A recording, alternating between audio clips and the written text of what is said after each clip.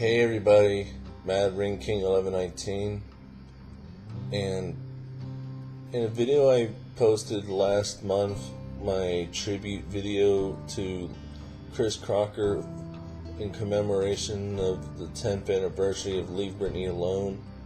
I had mentioned that it would have been like a two-parter type of video, and I didn't know if I was going to do it in either October or June.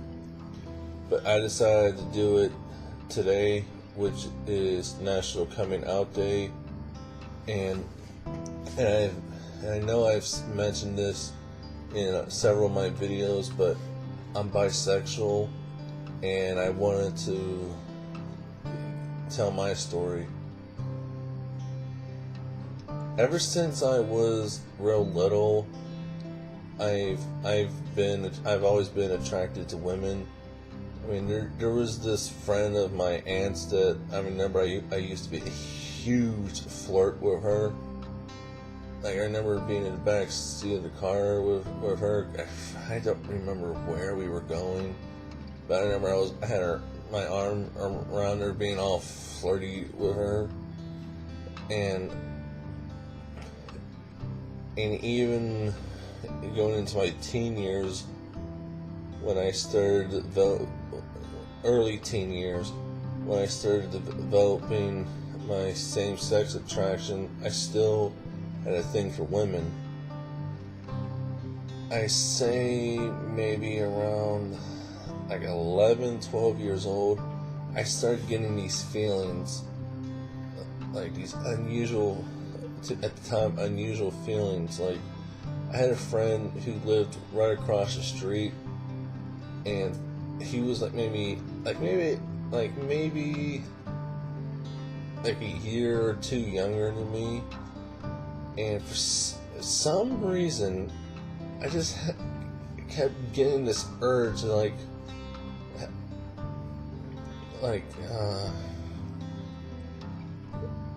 for some reason at the time, I didn't know what was going through my head, but I just I wanted to have him rub his feet up against my feet, and at the same time rubbing my feet against his face.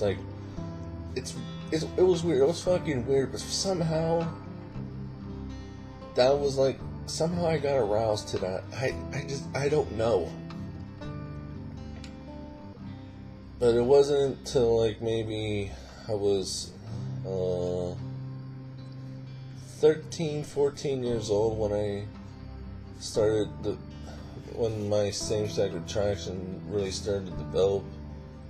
Because at first I started getting curious of what gay porn would look like, and back then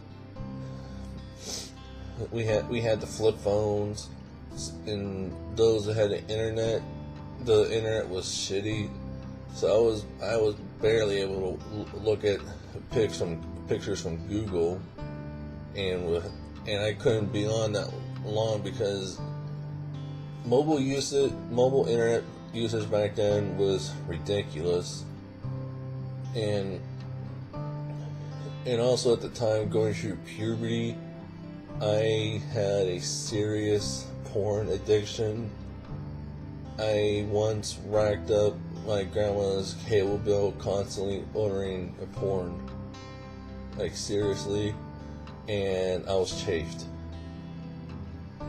Yeah, and I remember always trying to go through my mom's stuff to try to find her stash, and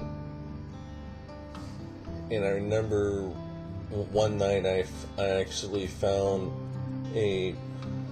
I think at first it was a VHS recording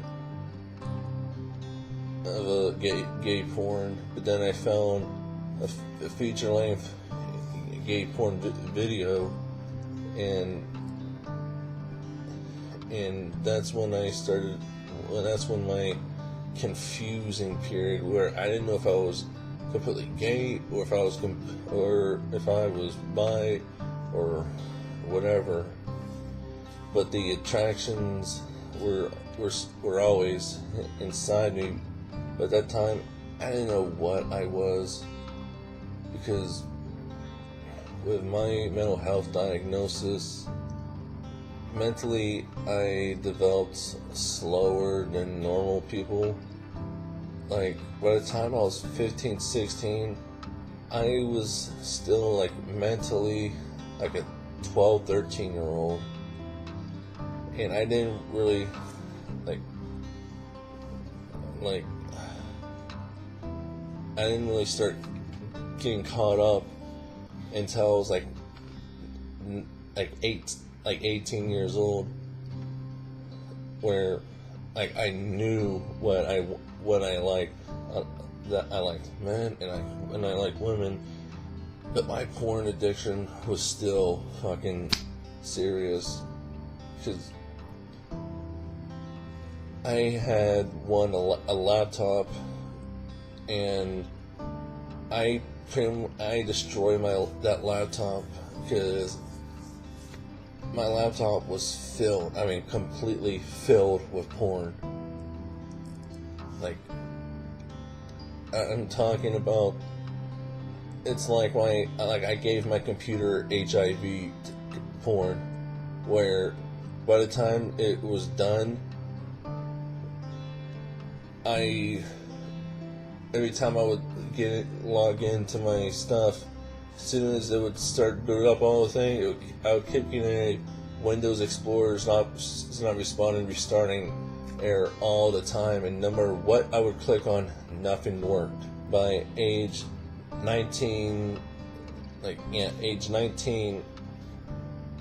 around 19, 20, that's when I started understanding more what the LGBT community is. It was October 2011, and I was back up in Erie for the second time, and I started seeing the commercials for an upcoming episode of Glee, which I never really liked at the time. And it was the Rocky Horror Picture Show, and on my dad's side of the family, they're big fans of the movie. So I figured, what the hell, I might as well watch it. And since this one back room was kind of like my man cave, because there was a small TV in there, and an antenna and a converter box, and I was in there all the time, so I pretty much watched whatever was on ABC, CBS, NBC, and Fox. So I started watching Glee. The next week's episode was Never Been Kissed, and that was the episode when Kurt was being constantly bullied and harassed by Karofsky. And one of the commercial breaks was that Google Chrome commercial for It Gets Better. And then I started asking myself questions, because when I saw that video, when I saw that commercial and they had all those clips of different people in there, I was like, wow. So when I went to the library again, I took out this book. I think it was GLTBQIA. I don't remember the name of it, but it was this book. It was like a young adult's guide to the LGBT community. I read that, and I read it from front to back. Learned a whole bunch of things. Found out about Stonewall, and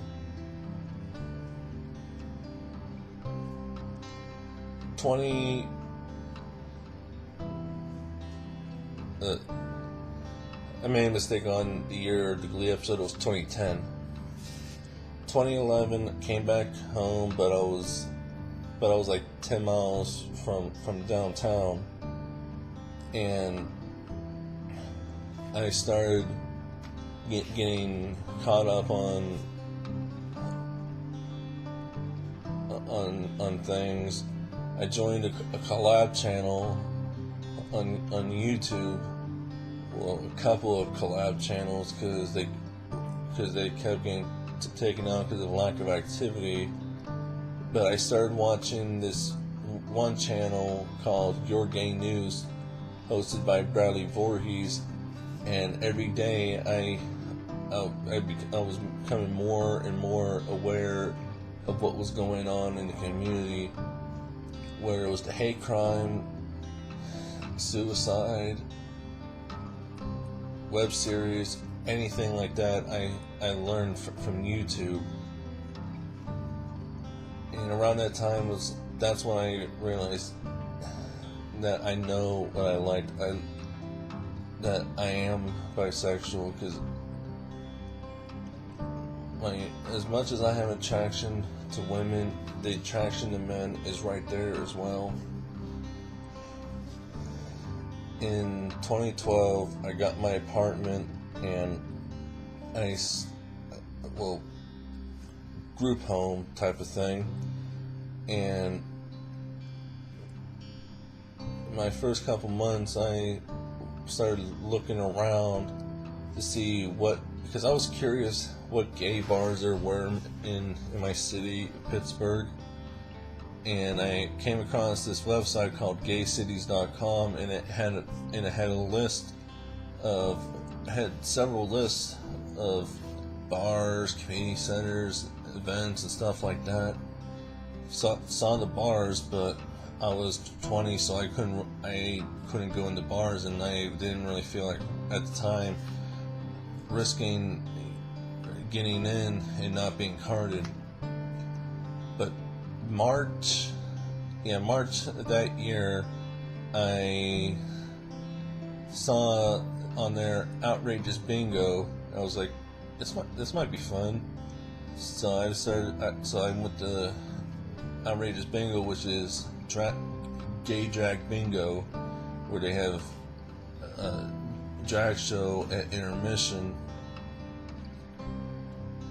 and then the following Friday, I started going to the community center that was hosting the bingo every Friday for youth drop-in, and I gained some friends there, even though I never really talked to anybody. I mostly just sat on one of the couches and kept to myself, but I was at least attempting to get out and do stuff, because I was really a shut-in. And I joined the gay softball team, and I made some great friends from there as well.